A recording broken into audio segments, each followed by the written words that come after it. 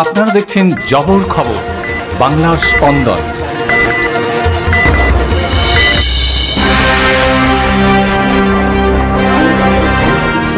রাজপুর সোনারপুর পুরসভার প্রশাসনিক কর্মকাণ্ডে নাগরিকদের মতামত উপেক্ষিত হচ্ছে।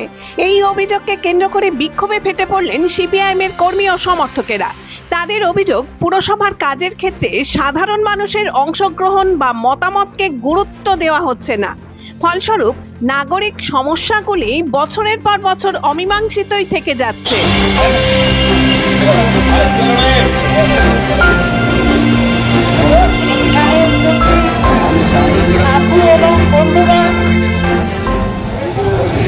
ব্যবসায়ী বন্ধুগণ এবং পথ চলতি মানুষ, মঙ্গলবার রাজপুর অফিস ঘেরাও করে বিক্ষোভকারীরা জানান, নিকাশি ব্যবস্থা পুরো এলাকায় একেবারেই ভেঙে পড়েছে। দীর্ঘদিন ধরে ড্রেন সংস্কারের কাজ হয়নি, উল্টে নানা জায়গায় অবৈধ নির্মাণ হয়েছে, যা জল নিকাশের স্বাভাবিক প্রবাহকে ব্যাহত করছে।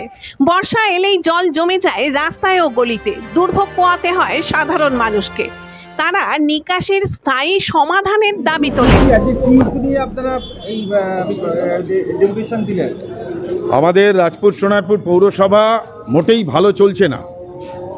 বামফ্রন্টের সময় যেভাবে নাগরিকদের অংশগ্রহণ এবং নাগরিকদের মতামতের ভিত্তিতে পৌরসভা পরিচালিত হতো, এখন বছর 15-16 হয়েছে।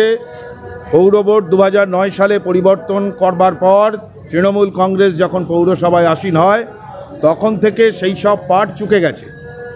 ফলে প্রথম বিষয় হচ্ছে নাগরিকদের অংশগ্রহণকে সুনিশ্চিত করতে হবে, তাতে গণতন্ত্র প্রসারিত হবে এবং তাতে স্বচ্ছতার সঙ্গে পৌর কাজ পরিচালিত হবে এবং দুর্নীতি বন্ধ হবে। আগে যে কোনো কাজের স্পেসিফিকেশান হচ্ছে নাগরিকদের কাছে পৌঁছে যেত, যে কি কাজ হবে, কত তার বাজেট এবং কোন কোন ধরনের কি পরিমাণ মেটেরিয়াল ব্যবহার হবে সেই কাজে। এখন সবটাই গোপনীয়।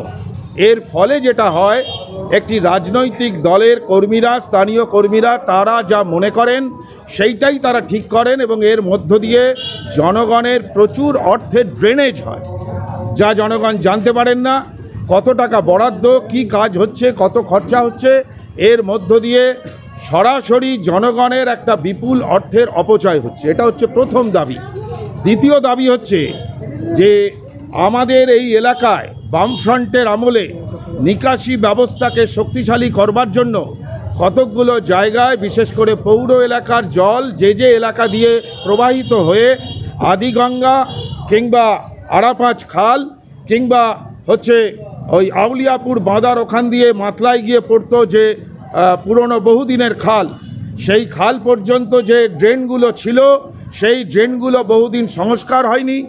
ফলে সেখানে এনক্রোচমেন্ট হচ্ছে, অবৈধভাবে সেখানে নির্মাণ কার্য চলছে, জল নিকাশি ব্যবস্থাটা একেবারে ভেঙে পড়েছে, কোনো মাস্টার প্ল্যান ইত্যাদি তৈরি হয়নি।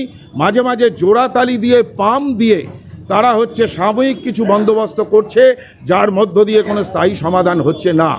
তৃতীয়ত, সে কোনো রাস্তা কেএমডিএই করুক আর পৌরসভাই করুক, সেই রাস্তা এত নিম্নমানের কাজ হচ্ছে যে একটি বর্ষার পরেই সেই রাস্তা ধুয়ে মুছে সাফ হয়ে যাচ্ছে। এটাও জনগণের অর্থের বিপুল অপচয়। আমরা সেই কারণে মূলত বেহাল রাস্তা, বেহাল নিকাশি, নাগরিকদের সেগুলোকে দূর করা, নাগরিকদের অংশগ্রহণকে সুনিশ্চিত করার মধ্য দিয়ে দুর্নীতির হচ্ছে মূলে কুঠারাঘাত করা, আর তার সঙ্গে অবাধে যেভাবে হচ্ছে পুকুর, জলাশয় ইত্যাদি ভরাট হচ্ছে, তাতে আমাদের এই অঞ্চলের পরিবেশ এক ভয়ঙ্কর প্রশ্নের মুখে দাঁড়াচ্ছে।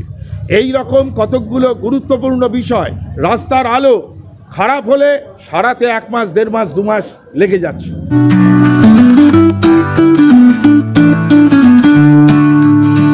সপ্তাহের প্রতিদিন চোখের ডাক্তার মানে জয়নগর রথ কালার আইশেপ